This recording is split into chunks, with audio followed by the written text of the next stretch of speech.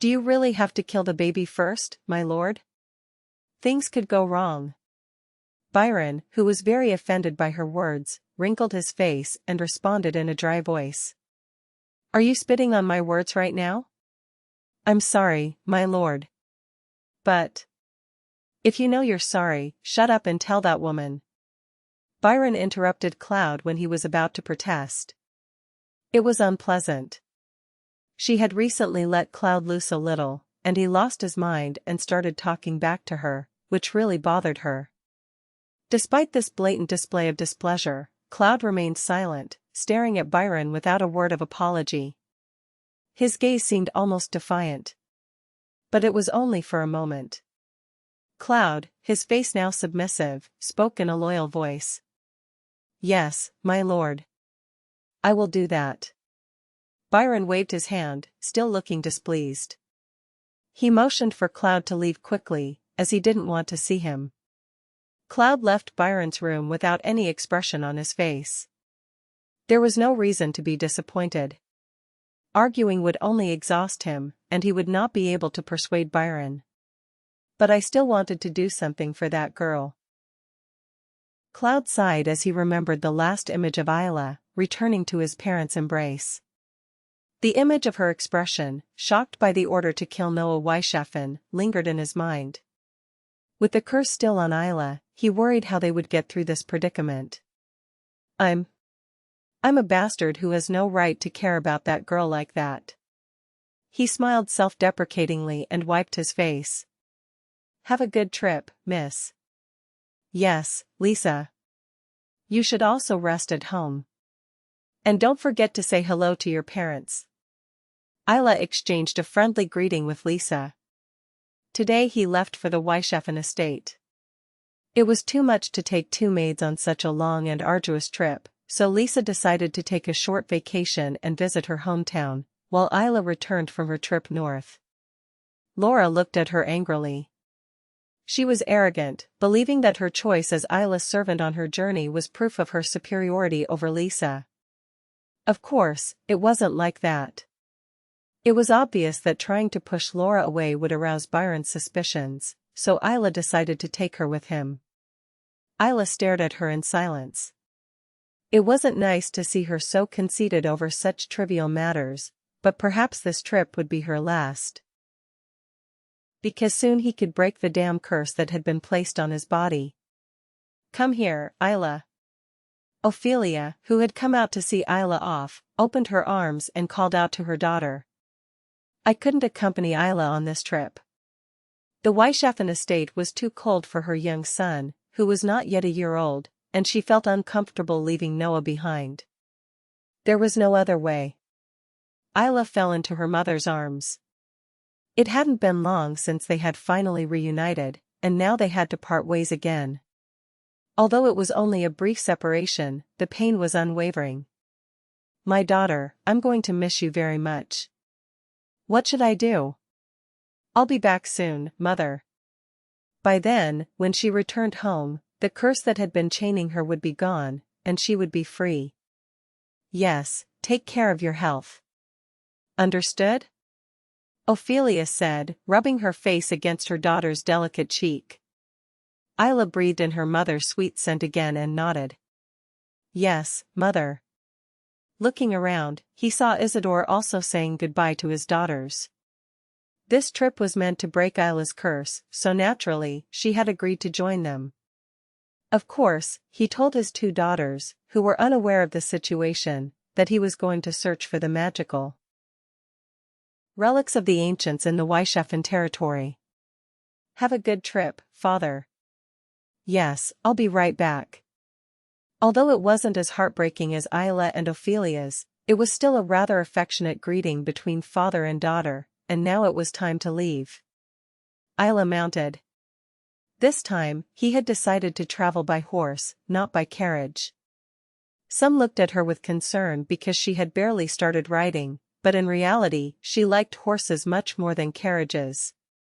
Since they had traveled throughout the empire by carriage in the past, long-distance carriage travel was now boring. And there was an unexpected advantage to traveling on horseback. Laura, who didn't know how to ride, would ride behind them in a carriage. Thanks to this, they could chat comfortably without worrying about their reaction when moving. Luckily, they were surrounded by only a few trusted knights, whom Roderick could trust with his life.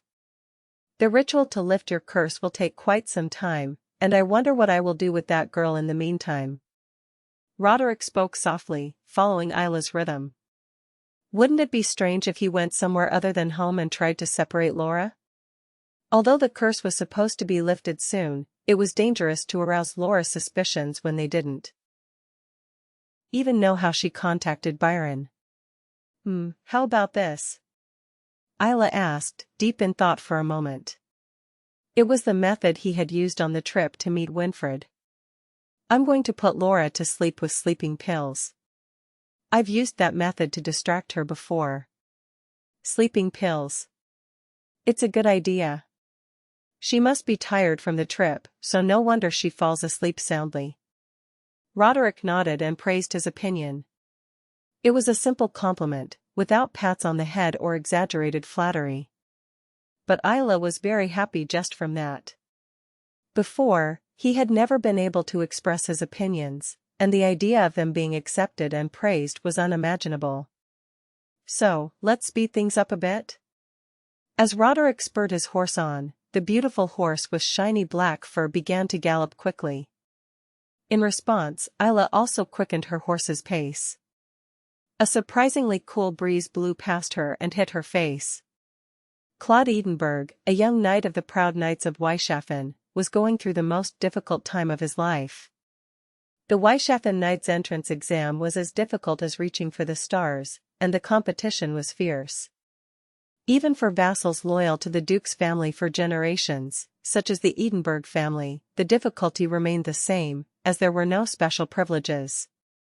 So, from a young age, he underwent hellish training, determined to become a proud and imposing knight and join the Knights of Weishafen. Joining the Knights did not mean the end of his difficulties. He had to constantly train within the order, and even fought in the war against the Sikkim tribe, following His Excellency the Duke, whom he deeply respected. But even during those difficult years, Claude never wavered or doubted his own path. Because he believed that the Knights of Weishafen were his only path, and that serving His Excellency the Duke was his destiny. But now... Hey, my precious pumpkin says she's hungry. Is there anything to eat yet? I'll take it now. Claude grumbled and shoved the raw minced meat through the iron bars. Inside, a woman's wrinkled, long-nailed hands took the bowl of meat and examined it with a stern expression. I would say that our cat prefers meat that is a little leaner and more tender. No. He was crazy about black magic and sorcery, broke the law, cursed a living human child and was caught by the child's father and imprisoned. Is this the time to be picky about food? And it's not even the food she eats, it's the food her cat eats.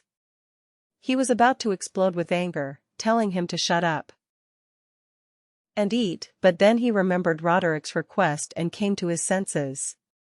She had asked him to be considerate and not bother Suki until she returned, if possible. Well, next time get me a thinner, more tender cut. By the way, the child you cursed should arrive soon. Do you need something? They told me to prepare it in advance. At Claude's question, Suki smiled sarcastically. Preparation. Well, maybe the blood of a child under 10 years old? That? This witch. Don't you know how to joke? As expected, the criminal does not understand the humor of this genius. When Claude finally got angry at mentioning the girl's blood, she simply shrugged and sighed. He looked at Suki wanting to cry. Thank goodness she had come, had bathed and combed her hair, so she looked cleaner than before, but she was still difficult to deal with. I couldn't explain it, but there was something strange about the way he spoke, laced with pretentiousness, and his sense of humor and mentality were full of things I couldn't understand. I really want to get off work. It was the first time he missed home so much. Don't be so clueless. Could you bring me something to write on? I'll write down what I have to prepare. Suki shrugged as if nothing had happened, not knowing if she understood his feelings or not.